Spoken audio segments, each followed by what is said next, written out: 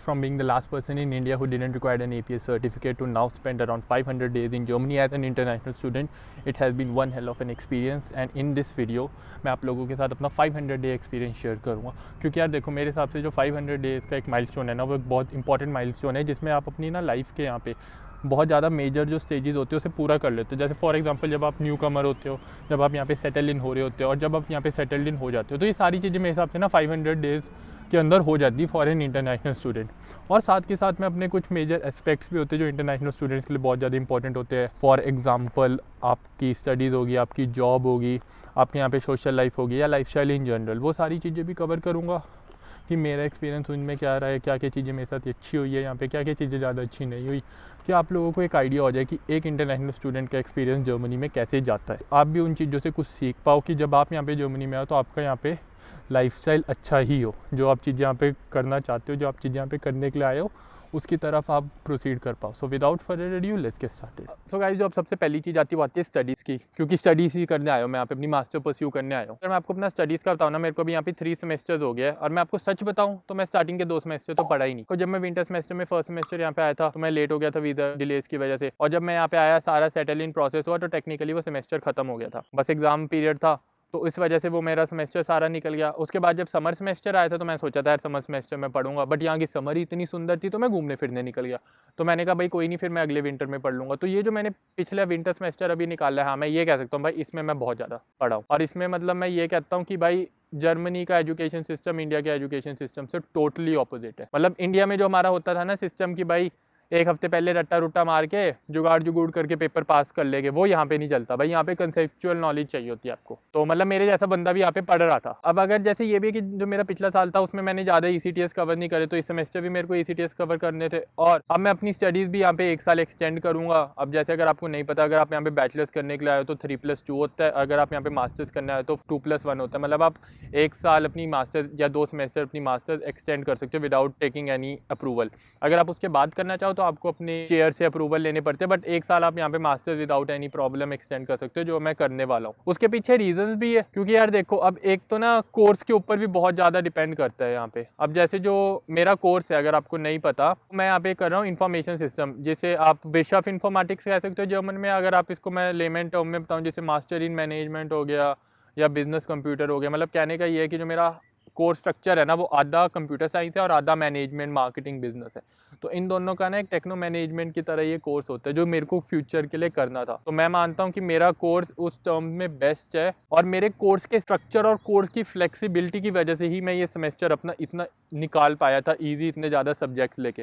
क्योंकि यार देखो इंडिया में जब होते थे हम, तो हमारा क्या होता था, एक रिटन एग्जाम होता था एंड में, वो किया, पास हो गए तो ठीक है, नहीं हुए तो भाई सप्ली आ गई। अब यहाँ पे ना चीज़ बहुत डिफरेंट है। यहाँ पे ना सारा प्रोफेसर के ऊपर डिपेंड करता है। अब प्रोफेसर चाहे तो आपके रिटन एग्जाम भी ले सकता है, चाहे ओरल एग्जाम भी ले सकता है, चाहे प्रेजेंटेशन भी ले सकता है, चाहे ग्रुप वर्क हो गया, आपको कोई रिपोर्ट सबमिट करनी है, वो उसके ऊपर है वो कैसे एग्जामिनेशन कंडक्ट करना चाहते हैं, वो किस बेसिस पे आपको उस सब्जेक्ट के लिए ग्रेड करना चाहते हैं। आई थिंक एक ये भी होता है कि कोर्स टू कोर्स भी ये चीज़ें बहुत ज़्यादा मैटर करती है। अब जो मेरी सबसे अच्छी चीज़ थी वो कोर्स की, वो यही है कि मेरा कोर्स बहुत ज़्यादा फ्लेक्सिबल है। मतलब मेरे कोर्स की सबसे अच्छी बात ये है कि ये फ्लेक्सिबल है। तो जो मेरे को ये फ्लेक्सिबिलिटी मिली है इस कोर्स में, वो मेरे को लगता है one of the prime reason था कि मैं ये सेमेस्टर इतनी अच्छी तरह कर पाया था। क्योंकि फिर जो मैंने सब्जेक्ट्स लिए थे, मैंने सारे रिटन एग्जाम नहीं लिए थे, मैंने इन सब का इलाज बनाया था। मैंने ये सारे डिफरेंट टाइप के सब्जेक्ट्स लिए थे, जिसमें मेरे थोड़े बहुत रिटन एग्जामिनेशन भी थी, थोड़े बहुत प्रोजेक्ट वर्क भी थे, थोड़े बहुत ग्रुप वर्क भी थे, थोड़े प्रेजेंटेशन। तो इसकी वजह से जो मेरा पूरा सेमेस्टर का वर्कलोड था ना, वो ऐसा नहीं था कि लास्ट के एग्ज़ाम सीजन में ही रहेगा, बट वो पूरे सेमेस्टर में डिवाइड हो गया था। क्योंकि हर चीज़ की ना डेडलाइन डेट डिफरेंट थी, कुछ की जल्दी थी, कुछ की लेट थी। तो मेरे को वो बहुत ज़्यादा फ़ायदा मिला था कि भाई मैं उसको उस हिसाब से डिवाइड कर पाया था। मैं अपना कोर्स को किसी भी डायरेक्शन में लेके जा सकता हूँ। फॉर एग्जांपल अगर मैं मैनेजमेंट मार्केटिंग साइड जाना चाहता हूँ, अगर मैं कंप्यूटर साइंस में जैसे for example data engineer, machine learning, data scientist, किसी भी डायरेक्शन में मैं अपने एजुकेशन लेके जाना चाहता हूँ इन फ्यूचर, तो मैं उस हिसाब से अपना कोर्स मैनेज स्ट्रक्चर कर सकता हूँ कि ये सब्जेक्ट ले लिए, ये नहीं लिए। तो आई थिंक ये एक one of the most important और one of the most advantageous चीज़ है मेरे लिए, कि जो मेरे को मेरा कोर्स इतनी ज़्यादा फ्लेक्सिबिलिटी अलाउ करता है। और साथ के साथ जो मेरे को लगता है मेरे कोर्स में एक जो मेरे को बहुत अच्छा फ़ायदा लगा है, जिस अब भाई मतलब मुँह मियां मिट्ठू वाली बात है, जो मैंने इंडिया में बैठ के जितनी रिसर्च करी थी। अब यार जैसे मेरा कोर्स है ना, उसके अंदर मैंडेटरी फॉरेन लैंग्वेज है कि आपको मैंडेटरी फॉरेन लैंग्वेज तो सीखनी है, ये भी है। और साथ के साथ मेरे कोर्स में ना मैंडेटरी सेमेस्टर अब्रॉड भी है। कहने का मतलब ये है कि मैं जर्मनी तो आ गया, बट मेरे को जर्मनी के बाहर भी 1 या 2 सेमेस्टर मैंडेटरी जाना ही है। तो वो मैं अगला विंटर सेमेस्टर जाऊंगा, वो भी मैं आपको बताऊंगा। वो कहीं भी हो सकता है, चाहे वो यूरोप के अंदर भी हो सकता है या वर्ल्ड में किसी भी कोने में हो सकता है। सो आई गेस वो भी एक मेरे लिए बहुत अच्छा ऑप्शन है मेरे एक्सपोजर के लिए। तो अगर मैं इस चीज में आपको कोई एडवाइस दूंगा तो यार यही दूंगा कि भाई अपना कोर्स का स्ट्रक्चर बना रहे हो तो ऑफकोर्स आप ये सारी चीजें ना मेक श्योर करो कि आप डिफरेंट टाइप के कोर्स ले रहे हो जिसमें डिफरेंट टाइप के ग्रेडिंग सिस्टम है। और ऊपर से मेन तो यही है कि भाई जब अपनी कोर्स रिसर्च कर रहे हो ना, जैसे मैंने अपनी इतनी एक्सटेंसिव रिसर्च कर ली थी ना, वो कर लो कि आपको पता है आपको यही कोर्स लेना है। अगर आपने मेरी पुरानी वीडियो नहीं देखी कि आप शॉर्टलिस्ट कैसे कर सकते हो यूनिवर्सिटीज़, तो वो देख लेना, वो बहुत ज़्यादा हेल्पफुल रहेगी आपके लिए। बट इन जनरल अगर आप मेरे चैनल में नए आए हो, आप जानना चाहते हो कि ये जो जितने भी मैं पार्ट्स इस वीडियो में आपके साथ डिस्कस करूँगा उनको और डिटेल में जानना चाहते हो और उसमें मेरा रियल टाइम एक्सपीरियंस जानना चाहते हो और उसमें आप कुछ ऐसी टिप्स जानना चाहते हो कि वो आपका प्रोसेस बहुत आसान कर दे, तो आप मेरी सारी प्लेलिस्ट फॉलो कर लेना। उसमें मैंने सारी चीज़ें डिटेल में शेयर करी और वो आपको बहुत ज़्यादा हेल्प करेगी कि जब आप यहाँ पे एक बार आपको अपना अच्छा कोर्स मिल जाए और आप जो चाहते हो अगर आपको वो मिल जाए तो आपका मैक्सिमम काम यहाँ पे अच्छा हो ही जाएगा, क्योंकि आप मेनली यहाँ पे स्टडीज़ ही करने आते हो, तो आपका प्राइमरी फोकस भी स्टडीज़ ही रहता है।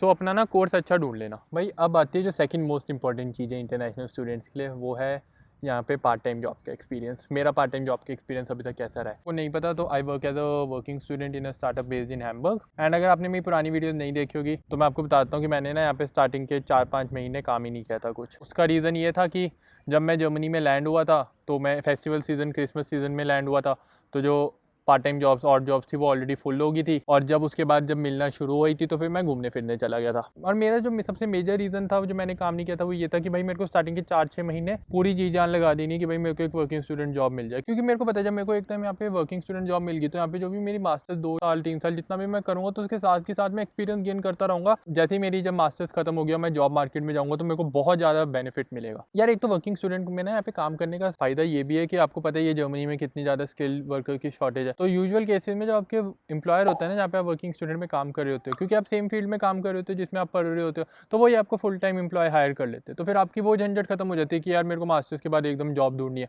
आपको पता ही है कि मास्टर्स के बाद जॉब जैसी चाहिए होगी तो मेरे को ये एम्प्लॉयर दे देगा, तो ये बहुत ज़्यादा फायदा होता है। और मेरे को जहाँ पे भी मैं काम कर रहा हूँ तकरीबन 10 महीने हो गया, और अगर मैं आपको एक्सपीरियंस बताऊँ, trust me it has been one of the best experience. मतलब यार देखो, सुनते ही थे ना कि वर्क लाइफ बैलेंस या जर्मनी का वर्क एंड वर्किंग कंडीशन कितनी अच्छी है, वो मैं खुद एक्सपीरियंस कर रहा हूँ लास्ट 10 महीने में। देखो मेरे को ना स्टार्टअप्स में काम करना अच्छा लगता है क्योंकि स्टार्टअप थोड़े चिल होते हैं। और जो मेरा यहाँ पे स्टार्टअप्स में जो लास्ट 10 मंथ से जो मेरा लर्निंग कर्व है ना वो इतना ज़्यादा इंप्रूव हो रहा है, जो इतनी चीज़ें मैं सीख रहा हूँ ना यहाँ पे अभी आपको अगर बताऊँ काम करते हुए, कि जिन चीज़ों के लिए मैं हायर हुआ था वो तो कर ही रहा हूँ, बट साथ के साथ 10 चीज़ें और सीख रहा हूँ। तो वो मेरे को पता है जब मेरी मास्टर्स खत्म हो जाएगी और जब मैं जॉब मार्केट में जाऊँगा वो मेरे को कितना ज़्यादा बेनिफिट देगा। ऊपर से मेरे को लोग इतने अच्छे, जो मेरी स्टार्टअप है सारे अंडरस्टैंडिंग है, सारे हेल्पफुल है, मैनेजर अच्छा है, तो वो एक जो पूरा ऑप्टिमल इन्वायरमेंट होता है ना वो चाहिए होता है। एक मानना ये भी है एडवांटेज है सबसे ज़्यादा वर्किंग स्टूडेंट का, वो ये है कि भाई जो मेरी जॉब है वो 100% रिमोट है, मतलब कहीं से भी बैठ के मैं काम कर सकता हूँ। और आई थिंक ये मैं मानता हूँ one of the most advantageous point है, क्योंकि यार अब मेरे को पता है कि मेरे को कहीं जाके शिफ्टें नहीं लगानी, कहीं मेरा ट्रैवल का टाइम नहीं होगा, मैं अपने टाइम को किसी भी तरीके से फ्लेक्सिबल कर सकता हूँ क्योंकि मेरी कंपनी फ्लेक्सिबिलिटी अलाउ करती है। जो मेरी फ्लेक्सिबिलिटी मेरे को मेरा यूनिवर्सिटी स्टडीज़ अलाउ कर रहा था, साथ के साथ मेरी जॉब अलाउ करी थी, उसकी वजह से ही मैं अपना पिछला सेमेस्टर कहीं ना कहीं सर्वाइव कर पाया और निकाल पाया हूँ। अगर मैं आपको एक एग्जांपल बताऊँ ना, जैसे ऐसा होता था अगर मैं जैसे यूनिवर्सिटी गया, 2 लेक्चर के बीच में 2 घंटे का ब्रेक है, फिर मैं ब्रेक के बीच में ही काम कर लेता था। तो फिर वहाँ से मैं जितनी भी मेरी कमिटमेंट्स थी ना कि मेरे को पढ़ाई भी करनी है यूनिवर्सिटी जाके और साथ के साथ 20 आवर्स पर वीक भी ऑफिस के निकालने, तो वो मैं दोनों निकाल पा रहा था। तो आई थिंक ये मेरे लिए था कि भाई जब आप ये सारी चीज़ें खुद करते हो तो आपको पता लगता है कि यहाँ पे ये वर्क लाइफ बैलेंस कितना अच्छा है, कि ये कितना इंपॉर्टेंस देते हैं एक ऑप्टिमल वर्क लाइफ बैलेंस को।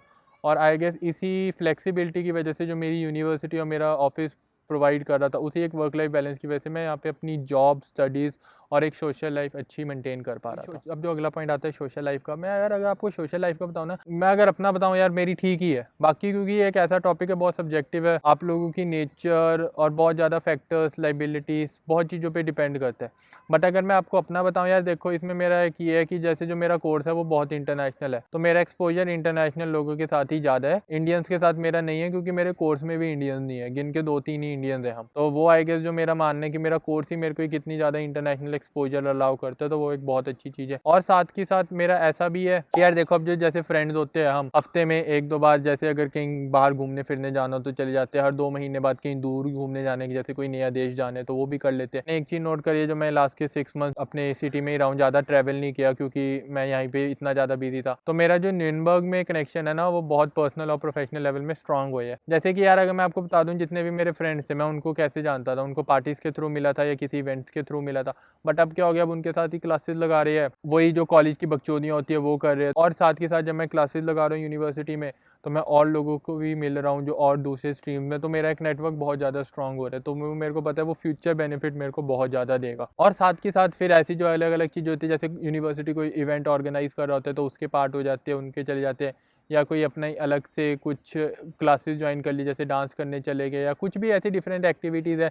मेरा मेन है कि भाई अपने आप को यूटिलाइज रखो, अपने आप को मतलब एक्सपोजर देते रहो, नए नए एक्सपीरियंसेस गेन करते रहो। तो ये मतलब मेरा यहाँ पे social life is going pretty good. एक चीज़ जो मैं आपको इसमें से एक एडवाइस देना चाहता हूँ वो यही है, जो मैं देखता हूँ भाई इंडियन स्टूडेंट्स के बीच में बहुत बड़ी प्रॉब्लम है, वो है कि भाई वो यूनिवर्सिटी नहीं जाते, यहाँ पे आने के बाद वो कॉलेज नहीं जाते अपने, क्योंकि वो कहते हैं भाई हम अपनी सुबह शिफ्ट लगाएंगे, शाम को थके उसके बाद क्या जाना। मैं कहता हूँ भाई ये बहुत बड़ी गलती कर रहे हो। आने को तो मैं ना जर्मनी में पैंडेमिक के टाइम पे भी आ सकता था, बट मैंने वो अपना सारा पूरा जो टाइमिंग है वो डिले इसलिए गई थी। मैंने कहा भाई कि अगर जर्मनी में आऊँगा तो एज अ स्टूडेंट लाइफ जीऊँगा ना, यूनिवर्सिटी जाऊँगा, जो भी एज अ स्टूडेंट जीता है उसकी तरह जीऊँगा, क्योंकि ये मास्टर है, इसके बाद तो भाई पढ़ाई होनी नहीं मेरे से, तो अब ये लास्ट के 1-2-3 साल ही रह गए बकचोदियाँ मजे करने के, तो भाई इसको फुली तरह एज अ स्टूडेंट एंजॉय करो जब तक मैं फुल टाइम जॉब में ना लग गया हूँ। तो मैं भी आपको ये एडवाइस दूंगा कि भाई यहाँ पे आते हो तो यूनिवर्सिटी जरूर जाओ, क्योंकि मैं देखता हूँ ये बहुत बड़ी प्रॉब्लम है इंडियन स्टूडेंट्स में, खास करके वो यूनिवर्सिटी नहीं जाते क्योंकि वो पैसे कमाने और बाकी चीज़ों में ही बहुत ज़्यादा बिजी हो जाते हैं। एक चीज़ जो मैंने एक्सपीरियंस करी है, जो सोशल लाइफ जो हुई है अभी रिसेंट टाइम्स में, जो लिविंग एक्सपेंसेस है वो बढ़ जाते हैं। और मैंने एक चीज़ नोट करी है कि यार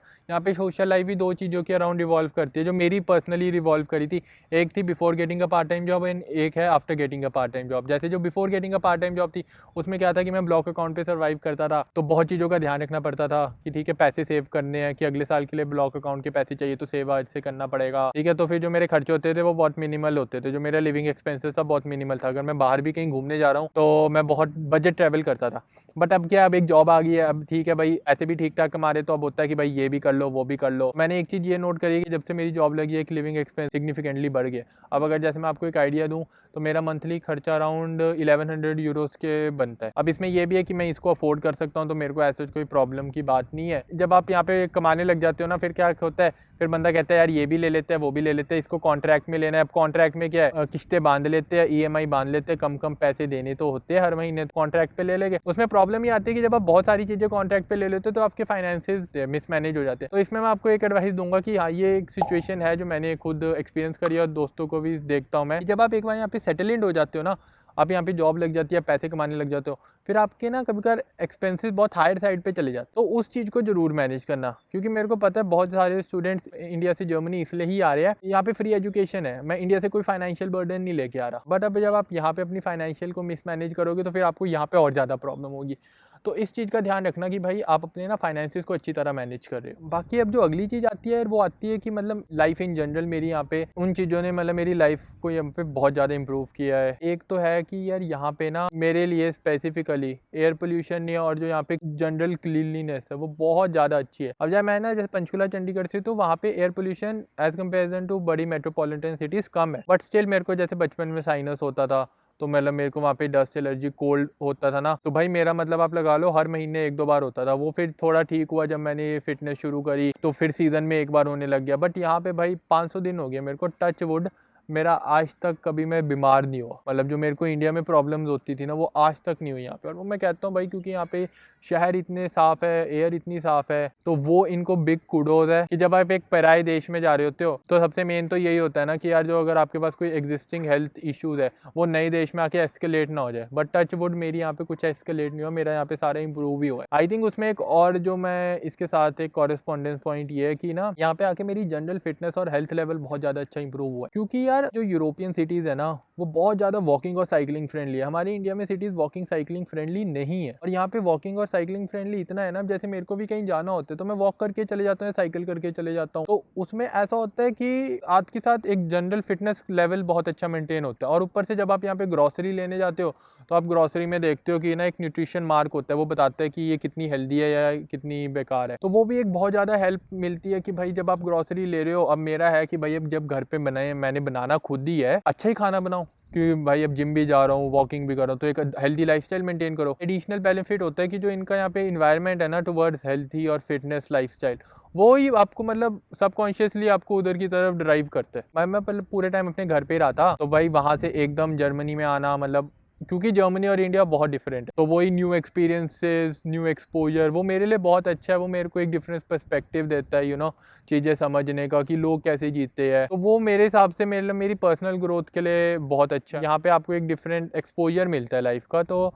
वो आई गेस हर स्टूडेंट के लिए जब वो इधर आते हैं तो वो बहुत इंपॉर्टेंट हो जाता है फ्यूचर डिसीजन लेने के लिए। एंड साथ के साथ फिर आप यही वही बात होती है ना, छोटी छोटी चीज़ों को वैल्यू करते हो, जो चीज़ को आप इंडिया में कहते थे कि भाई इस चीज़ की क्या वैल्यू है, यहाँ पे आके उन चीज़ों की समझ आती है। कहने का मतलब मेरा ये है कि जब बंदा भाई अपना घर से बाहर निकलता है तो वो थोड़े टाइम बाद बंदा बंदा बन जाता है। पर से आई गेस मेरा मानना ये भी है, एक ना पूरी सारी चीज़ें ना कहीं कनेक्टेड होती है, तो एक साइक्लिक मूवमेंट है। आपके साथ ऐसा नहीं हो सकता कि आपका एक एस्पेक्ट बहुत अच्छा चल रहा है और दूसरा एस्पेक्ट बहुत बेकार चल रहा है। अगर आपका अच्छा चल रहा है तो सभी अच्छा चल रहा है, और जब आपका यहाँ पे बेकार होने लगेगा तो सभी बेकार होने लगेगा। अगर आप अभी तक ये वीडियो देख रहे हो तो आप कह रहे हो कि भाई कि इसका तो एक्सपीरियंस बहुत ही बढ़िया है, और यार मैं अगर आपको सच बताऊं कि मैंने यहाँ पे कोई मेजर डिफिकल्टीज फेस नहीं करी है। मतलब जितनी भी प्रॉब्लम मैंने फेस करी वो सारी सीजनल इशूज है। क्या आई गेस मेरे पीछे दो रीजन है कि मैंने कोई मेजर डिफिकल्टीज फेस नहीं करी। एक तो था कि भाई मेरे को ना इंडिया से ये अकोमोडेशन मिल गई थी, तो जब मेरा जो यहाँ पे सेटल इन प्रोसेस था ना वो बहुत ईजी था, क्योंकि मेरे को पता था यार मेरे सर के ऊपर एटलीस्ट छत तो है ना, बाकी तो कोई प्रॉब्लम आएगी वो निकाल लेंगे ना, सीजनली है वो कभी ना कभी खत्म हो जाएगी, बट ये तो पता है ना कि रात को सोने के लिए तो जगह है। एंड आई थिंक दूसरा रीज़न ये भी था कि मैं जब इंडिया में था मैंने रिसर्च इतनी ज़्यादा कर ली थी, उसकी वजह से जो मेरी ट्रांजिशन थी तो वो भी यहाँ पे बहुत ईजी हो गई थी। बट भाई देखो गुगलियाँ तो कहीं ना कहीं पड़ती है, कहीं ना कहीं अनएक्सपेक्टेडनेस तो आती है, तो इस चीज़ के लिए आपको भी प्रिपेयर होना पड़ेगा कि आप कितने भी प्रिपेयर हो लो कि कुछ ना कुछ अनएक्सपेक्टेड तो हो ही जाता है। जैसे अगर मैं आपको एग्जाम्पल दूँ, मेरा जब मैं यहाँ पे 2 हफ्ते हो गए थे मेरे को आए हुए, तो मेरे फ़ोन की स्क्रीन टूट गई थी और मेरा बैंक अकाउंट खुला नहीं था। जो मैं 300-400 यूरोज जो कैश लाया था बस वही था, और जो मेरे आईफोन की स्क्रीन रिप्लेस हो रही थी वो हो रही थी 400 यूरोज़ की। वो तो था कि चलो भाई मेरा दोस्त था तो उससे मैंने पैसे ले लिए थे, और जैसे मेरा नेक्स्ट वीक बैंक अकाउंट खुला था मैंने उसको वापस कर लिए थे। बट हाँ, आपको इन चीज़ों के लिए भी ओपन रहना पड़ेगा कि भाई कभी भी कुछ भी बुरा हो सकता है, बट वो ये है कि भाई वक्त है निकल जाएगा। मेरे को और डिफिकल्टीज क्या आई थी यार, एक तो जैसे आपको पता है कि मेरा बैंक अकाउंट खुलने में प्रॉब्लम आई थी, तो वो ऑफकोर्स मैं अपनी पुरानी वीडियोस में बता चुका हूँ कि मैंने उस प्रॉब्लम को कैसे ओवरकम किया था, और आप भी मेरी उस प्रॉब्लम से कैसे सीख सकते हो कि आपको ये इशू ना आए। बट अगर मैं आपको एक और प्रॉब्लम या डिफिकल्टी बताऊँगा, वो मेरी प्रॉब्लम थी जो मैंने खुद ही पाली थी, वो है यार मेरी टाइम मैनेजमेंट की। कि मतलब पहले तो 2 सेमेस्टर कुछ किया नहीं, घूमता फिरता रहा, अब इस सेमेस्टर जॉब भी उठा ली, स्टडीज़ भी उठा ली, तो वो टाइम मैनेजमेंट में ना बहुत हो गया था। ऐसा कह लो सांस लेने की भी जगह नहीं थी। इसमें मैं आपको एडवाइस दूंगा कि भाई अपनी ना चीज़ें मैनेज करना, कि अपनी यूनिवर्सिटी लाइफ, अपनी जॉब लाइफ, सोशल लाइफ अच्छी तरह मैनेज कर पाओ, कि आपके पास ना तब भी कोई फ्री रूम हो नई चीज़ें ट्राई करने के लिए। वो बहुत इंपॉर्टेंट हो जाता है, क्योंकि मेरे को था कि भाई मेरे पास ना पिछला सेमेस्टर मेरा पूरा जैम पैक्ड था, अब जाके कहीं मेरे पास कहीं रिलैक्स आया, इसलिए मैं ये वीडियो दोबारा बना पा रहा हूँ, क्योंकि मेरे पास पिछले सेमेस्टर तो वीडियो बनाने का भी टाइम नहीं था। तो इस वजह से मैं आपको बोलता हूँ कि अपनी टाइम मैनेजमेंट थोड़ी इंप्रूव कर लेना। यहाँ पे मैं कहता हूँ मैं कहीं ना कहीं लैक कर रहा था कि मेरे से टाइम मैनेजमेंट में प्रॉब्लम आ गई थी, तो अब मैं इंप्रूव करने की कोशिश कर रहा हूँ एंड होपफुली इंप्रूव हो भी रहा है, but still it's an on going process. और एक जो इसके बाद जो प्रॉब्लम आती है वो है भाई, जो मैं हर वीडियो में बोलता हूँ, वो है जर्मन लैंग्वेज की। यार देखो मैं हर वीडियो में आप लोगों को यही बोलता हूँ कि भाई जर्मन सीखो, जर्मन सीखो। मैं भी इंडिया से B2 सीख के आया था, बट यहाँ पे क्या हुआ, जब मैं नया नया आया था, लैंड हुआ था, तब तो जर्मन बोल रहा था। उसके बाद क्या हुआ, जब यार दोस्त बन गए, ठीक है, फिर इंग्लिश में बातचीत होने लगी, तो एक इंग्लिश ही फिर हमारी लैंग्वेज बन गई। तो उसमें क्या हुआ, फिर ना जर्मन का टच खत्म हो गया। और क्या हुआ था मैं आपको बताऊं, कहीं ना कहीं मेरी भी गलती थी, क्योंकि जो भी मेरे जितने भी दोस्त है ना, या तो वो जर्मन नेशनल है, या जितने उनका लैंग्वेज बहुत हाई है, वो मतलब उनकी प्रोफिशिएंसी लेवल बहुत हाई है, वो C1 C2 लेवल पे। तो वो जब इंग्लिश में बात करते थे वो मेरे लिए ही करते थे, तो फिर हमारा इंग्लिश कॉमन लैंग्वेज बन गया था। बट ये हमने चेंज किया है पिछले लास्ट 2-3 महीने से, कि हमने इंग्लिश में बात करना ही छोड़ दिया, बैन ही कर दिया, अब हम जर्मन में ही बात करते हैं। अब मैं आपको बता रहा हूँ भाई, ये 2 महीने में इतना ज़्यादा चेंज आया ना, क्योंकि दोस्त होते हैं उनके सामने टूटी फूटी कैसे भी बात करो, उन्हें कोई प्रॉब्लम नहीं होती, वो बल्कि आपकी गलतियां ठीक करते हैं। तो अब मैं कहता हूँ जहाँ पे पहले मैं कहीं बाहर जाता था ना, जब तक कहीं पूरी मौत ना पड़ जाए ना मेरे को कि भाई जर्मन में बात करनी है, तो मेरा हर वक्त यही होता था, एक्सप्रेशन इंग्लिश, कि आप इंग्लिश बोल सकते हो। अब मेरा होता है कि बात ही करनी है ना जर्मन में, करके खत्म करो ना, क्योंकि अब निकल जाती है, अब सबकॉन्शियसली निकलती है। तो मैं भी आपको इसमें यही एडवाइस दूंगा कि भाई एक तो इंडिया से जर्मन सीख के आओ, बट अगर आप वहाँ से सीख के भी आ रहे हो ना, तो यहाँ पे बोलना जरूर, क्योंकि आप इंडिया से बेशक C2 सीख लो, जब तक आप यहाँ पे उसे बोलोगे नहीं ना, आप नहीं उसे प्रोफिशिएंट बन पाओगे। तो ये एक मेरी गलती थी, बट हाँ अब धीरे धीरे मैं इसे भी इम्प्रूव कर रहा हूँ। एक जो मेरा ऑन गोइंग इशू है ना, वो है मेरा यार जर्मन रेसिडेंस परमिट का। देखो यार मेरे को ना 1.5 ईयर हो गया जर्मनी में यहाँ पे, बट अभी तक मेरी यहाँ पे ना रेसिडेंस परमिट की अपॉइंटमेंट नहीं हुई। वो मेरे शहर की ही प्रॉब्लम है, न्यूनबर्ग की, क्योंकि यहाँ पे ना अपॉइंटमेंट ही नहीं है। तो उन्होंने मेरे को क्या दिया, मेरे को एक फिक्टियन बेशाइनिगुंग दिया हुआ, एक ग्रीन पेपर होता है, उसे टेम्परेरी रेसिडेंस परमिट कहते हैं। वो सारा सेम होता है, उसमें आप इंडिया भी आना जाना कर सकते हो, कुछ प्रॉब्लम नहीं होती। बट अभी तक मेरे पास ना वो कार्ड नहीं है रेसिडेंस परमिट का, तो मैं अभी तक अपनी अपॉइंटमेंट का वेट कर रहा हूँ। फायदा भी है नुकसान भी है। फायदा ये है कि जब तक मेरी अपॉइंटमेंट नहीं आएगी ना, तब तक मेरे को कोई ब्लॉक अकाउंट दिखाने की या मेंटेन करने की जरूरत नहीं है। बट ये है कि जब तक अपॉइंटमेंट नहीं आती ना, क्योंकि जो आपको फिक्टियन बेशाइनिगुंग मिलता है ना, वो टेम्परेरी रेसिडेंस परमिट होता है। 90% जगह काम कर जाता है, बट 10% जगह आपको अपना ऑफेनहाल्टिटे जो आपका रेसिडेंस परमिट का कार्ड होता है, तो वो चाहिए होता है। तो मेरे को एक दो बहुत माइनर सिनेरियोस थे जहाँ पे फिक्टियन बेशाइनिगुंग नहीं चला था, क्योंकि यार ये चीज़ें ना सिटी टू सिटी एंड ऑसलैंडर भी होते, तो ऑसलैंडर भी होते मैटर करते हैं। अब जैसे भी जो मेरा न्यूनबर्ग है वो मेरा 1 साल का ही रेसिडेंस परमिट देता है, बट जो साइड में अर्लांगन है वो 2 साल का दे देता है। तो इसमें एक ये भी चीज़ है कि अपना ना सिटी का आइडिया कर लेना, अपने सीनियर से पूछ लेना या आपके फ्रेंड जो उस सिटी में रह रहे हैं जहाँ पे आप जा रहे हो, कि वहाँ पे ऑसलैंडर भी होते किस हिसाब से फंक्शन करते हैं। ये है मेरी एक ऑनगोइंग प्रॉब्लम, और जैसे ही मेरे को रेसिडेंस परमिट की अपॉइंटमेंट मिल जाएगी तो ऑफ कोर्स मैं उसका भी एक्सपीरियंस आप लोगों के साथ शेयर करूँगा कि आप भी कैसे अपना यहाँ पे जब जर्मनी आओगे तो अपनी रेसिडेंस परमिट ले सकते हो। तो जैसे इसके बारे में कुछ अपडेट मिलेगा मैं आपको बताऊंगा। So till then let's wait and see how things go. So guys, this was my 500 day experience in Germany as an international student. और मेरा मानना ये है कि हर स्टूडेंट का एक्सपीरियंस डिफरेंट होता है, क्योंकि उनके नेचर, लाइफस्टाइल, लाइबिलिटीज़, बहुत चीज़ें मैटर करती है। तो हर स्टूडेंट का एक जो एक्सपीरियंस होता है वो डिफरेंट होता है दूसरे स्टूडेंट के कंपैरेटिवली। बट मेरा ये वीडियो बनाने का ये था कि आप मेरे एक्सपीरियंस से कुछ नॉलेजेबल इंसाइट्स ले पाओ कि जब आप जर्मनी में आओ तो आपका एक्सपीरियंस मेरे से अच्छा हो। सो अगर मैं आपको इन शॉर्ट बताऊँ, मेरा ऑफकोर्स यहाँ का एक्सपीरियंस बहुत ज़्यादा अच्छा गया है। ऐसा कोई मेजर इशू नहीं है, वो आपको पता ही चल चुका होगा इस वीडियो से। So if you are watching the video till now, so please like the video, and if you have any doubt do write it in the comment section. And अगर आप और अपने जैसे लाइक माइंडेड स्टूडेंट्स के साथ मिलना चाहते हो जो जर्मनी आना चाहते हो और उनके साथ अपने डाउट्स क्लियर करना चाहते हो, मेरी डिफरेंट कम्युनिटीज़ है जिनका मैंने लिंक डिस्क्रिप्शन में दिया हुआ है, तो आप उसके थ्रू हमारी व्हाट्सएप ग्रुप या टेलीग्राम चैनल ऐसी ज्वाइन कर सकते हो कि वहाँ पे अगर आपके पास कोई डाउट है तो आप जल्दी पूछ सकते हो, क्योंकि उन चैनल्स में मैं भी एक्टिव होता हूँ, तो मैं भी वहाँ पे जल्दी से जल्दी रिप्लाई करने का ट्राई करता हूँ। Till now if you have not subscribe to my YouTube channel, do subscribe to my YouTube channel now. और मैं और भी ऐसे टॉपिक्स के ऊपर वीडियो लेके आऊँगा जिसमें अभी तक किसी ने कोई वीडियो नहीं बनाई, कि आप लोगों के लिए जब आप जर्मनी में आ रहे हो आपकी ट्रांजिशन बहुत आसान हो जाए और आपको सारी चीज़ों के मैक्सिमम चीज़ों के बारे में पता हो, कि जब आप यहाँ पे अपनी स्टडीज़ या कोई भी अपना फ्यूचर परस्यू करने आ रहे हो तो आपके लिए लाइफ यहाँ पे हमारे से ज़्यादा आसान और हमारे से ज़्यादा अच्छी निकले। So guys, till next time, चाओ, बिस्बाल चूस।